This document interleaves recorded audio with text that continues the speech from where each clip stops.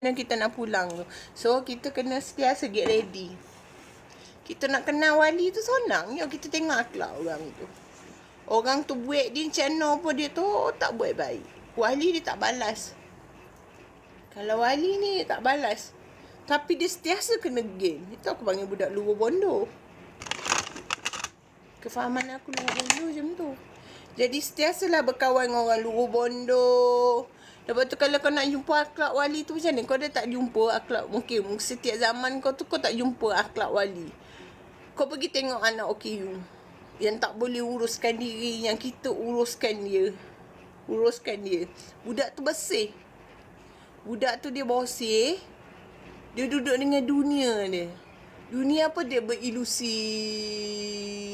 Dia berilusi, dia pusing situ, dia pusing sini, dia pusing. Itu tu. Kenapa bayi? Kenapa suka dia cium mulut-mulut bayi tu kan? Dia cium mulut bayi, dia mulut basi.